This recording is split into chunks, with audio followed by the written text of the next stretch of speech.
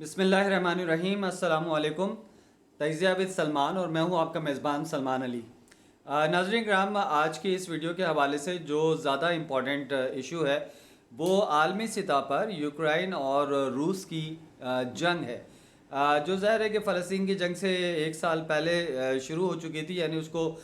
2 साल से ज़्यादा का अरसा हो चुका है। सवाल ये पैदा होता है कि यूक्रेन इस वक्त तक आलमी ताकत रूस के साथ बरसर पैकार है, तो क्या वाकई यूक्रेन इतनी बड़ी क़ुव्वत है कि वो रूस के साथ मुज़ाहमत कर रहा है और 2 साल से ज़्यादा का अरसा गुजार दिया? तो ज़ाहिर है कि इसका जवाब बहुत सिंपल सा सादा सा ये है कि यूक्रेन की आर्मी के पीछे नेटो खड़ा हुआ है, अमेरिका खड़ा हुआ है, यूरोप खड़ा हुआ है, और अमेरिका और बरतानिया मिलकर और पूरा नेटो उसे जो है वो सप्लाई दे रहा है, असला दे रहा है, फौजी क़ुव्वत फराहम कर रहा है। और होते होते बात यहाँ तक पहुँची है कि कल ज़ेलेंस्की ने जो एक लॉन्ग रेंज मिज़ाइल रूस पर फायर किया था, जिसके बाद पूरी दुनिया में एक हलचल मच चुकी थी कि रूस इसका जवाब देगा, और रूस ने कहा था कि वो इसके बदले में एटॉमिक वेपन भी इस्तेमाल कर सकते हैं। अभी ये खदशात अपनी जगह चल रहे थे। ट्रंप ने भी, जो अमेरिका के मुतवक्का सदर है, मुतवक्का क्या कि इलेक्शन जीत चुके हैं और उन्हें सदारत के मनसब पर फाइज होना है, लेकिन लग ऐसा रहा है कि जैसे ट्रंप का सदर बनना आलमी ताकतों को, इस्टेब्लिशमेंट को जो है वो समझ में नहीं आ रहा। और ट्रंप की मुद्दत जो है आने से पहले ही दुनिया को उस मुकाम पर पहुंचा देना मकसद है कि जहां से रिवर्स का गेयर लगाना या रिवर्सिबल होना मुमकिन ना हो सके। तो ज़ेलेंस्की को जिस बात के लिए इशारा किया गया, उसने लॉन्ग रेंज मिसाइल मारा और दुनिया तबाही के और नज़दीक हो गई। अभी ख़ुद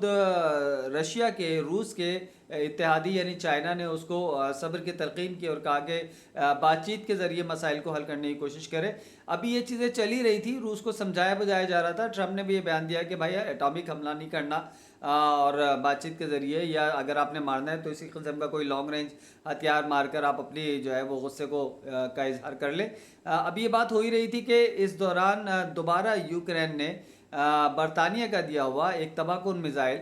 जो है वो फायर कर दिया रशिया की जानिब। तो आप अंदाज़ा कर सकते हैं कि इसका मतलब ये है, यानी इस पूरी सूरत हाल में,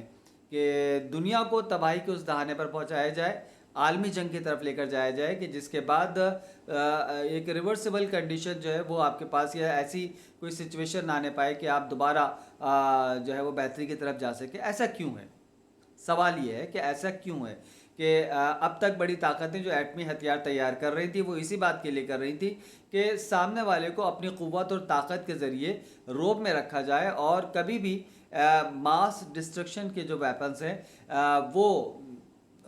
इस्तेमाल ना किए जाएं, इसकी ज़रूरत ना पड़े, बल्कि इसको दिखाकर, डरावा पैदा कर कर और तबाही का एक खौफ दिलाकर सामने वाले फरीक को दबाया जा सके, और उसे इस बात पर आमादा किया जाए कि वो टेबल टॉक के ज़रिए मसाइल को सॉल्व करने की कोशिश करे। तो अब ऐसा क्या है कि जनाब दुनिया को तबाही में धकेलने की भरपूर कोशिशें अमेरिका और बरतानिया की जानिब से और दीगर क़ुव्वतों की जानिब से की जा रही हैं। और ये सवाल अपनी जगह वैलिड है, इसलिए कि ज़ाहिर है कि जब आप देखते हैं कि जो मास डिस्ट्रक्शन वेपन्स बड़ी ताकतों ने पास रखे हैं, और वो किसी थर्ड वर्ल्ड की किसी कंट्री को या किसी और मुल्क को एटमी क़ुव्वत नहीं बनने देना चाह रहे होते, या और नहीं चाहते कि वो कोई बड़ी ताकत हासिल कर सके, कोई लॉन्ग रेंज मिज़ाइल बनाए, बैनुल बर्राज़मी मिज़ाइल बनाए, एंटी बैलिस्टिक मिज़ाइल बनाए, क्रूज़ मिज़ाइल बनाए, या एरोप्लेन या जंगी जहाज़ की किसी नई जनरेशन की तरफ जाए, इसलिए कि वो नहीं चाहते कि ये थर्ड वर्ल्ड के ममालिक, ये दीगर ममालिक, चूँकि वो गैर ज़िम्मेदार हैं और उनके हाथों में क़ुव्वत और ताकत का होना दुनिया को लाख ख़तरात में इजाफा कर सकता है। आपने लीबिया के एटमी प्लांट को तबाह कर दिया, आपने इराक़ के एटमी प्लांट को तबाह कर दिया, आप हर जगह जो है वो इस बात के लिए आमादा होता है कि किसी को जो है वो, आप पाकिस्तान पर पाबंदियाँ लगा रहे हैं, नहीं चाहते थे कि पाकिस्तान एटमी क़ुव्वत बन सके, इसलिए कि आप समझते हैं कि थर्ड वर्ल्ड के ममालिक जो हैं वो गैर ज़िम्मेदार हैं, उनके हाथों में अगर इस किस्म के हथियार आ जाए तो दुनिया बहुत जल्द यानी तबाह हो जाएगी, अपने वक्त से पहले तबाह हो जाएगी, उसके ऊपर तबाही आ जाएगी। तो अब ऐसा क्या है कि यही बड़ी क़ुव्वतें अमेरिका और बरतानिया, नेटो के ममालिक, यूरोपियन ममालिक, दुनिया को एटॉमिक वार की तरफ धकेल रहे हैं।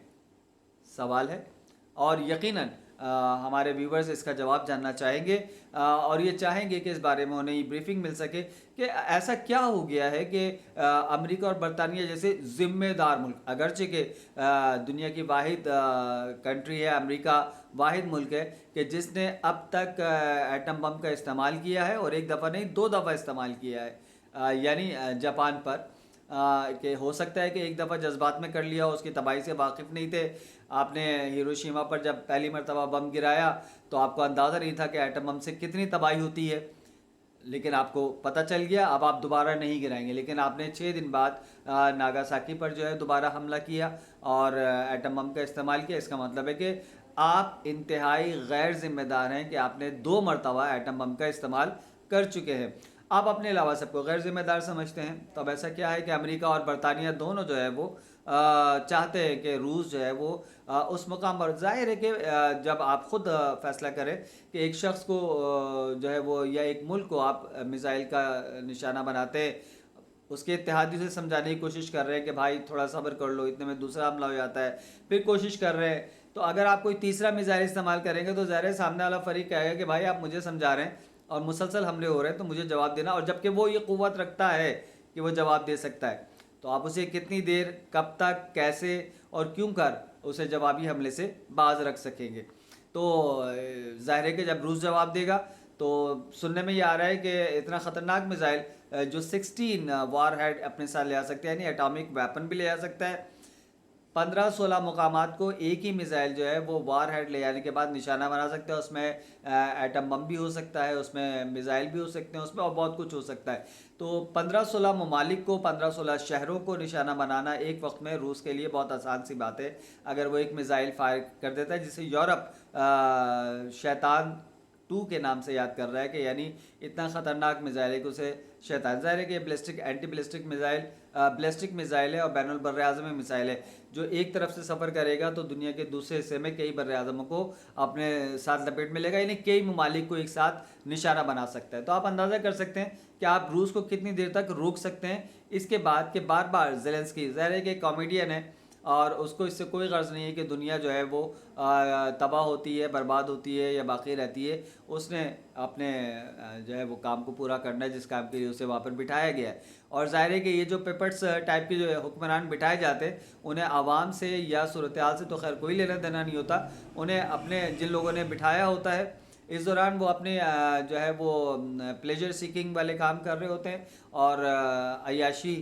پوری کر رہے ہوتے ہیں، اپنے آرام اور کمفرٹ زون میں رہتے ہیں، اور انہیں پتہ ہوتا ہے کہ یہ آج جس مقام پر ہے اگر یہ ملک تباہ ہو جائے گا تو یہ فلائی کر کے کسی اور ملک میں چلے جائیں گے اور اپنی بقیہ زندگی بہت آرام سے گزاریں گے. تو اور اس سے کوئی غرض نہیں ہے. لیکن سوال اپنی جگہ باقی ہے کہ ایسا کیا ہے کہ امریکہ اور برطانیہ جو ہے وہ یہ چاہتے ہیں کہ اب روس جو ہے وہ ایٹمی وار اسٹارٹ کر دے اور دونوں طرف سے، تینوں طرف سے، چاروں طرف سے ایٹم بم کا استعمال جب ہونا شروع ہو جائے گا تو دنیا جو تباہ ہو جائے گی. اس کا جواب ہے کہ عالمی سطح پر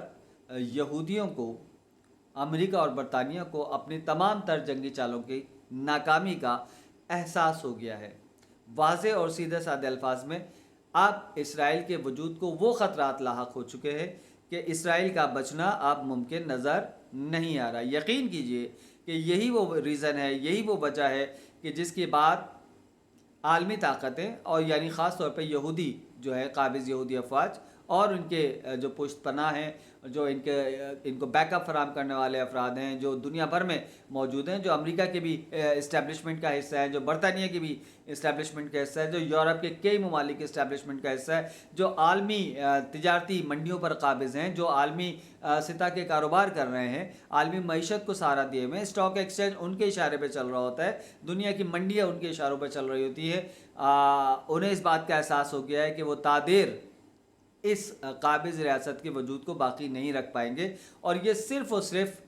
مزاحمتی لشکر کی کامیابی کی وجہ سے، ان کی مستقل مزاجی کی وجہ سے، ان کے اثار و قربانی کی وجہ سے، اسماعیل ہانیہ کی شہادت کی وجہ سے، اور کہنا چاہیے کہ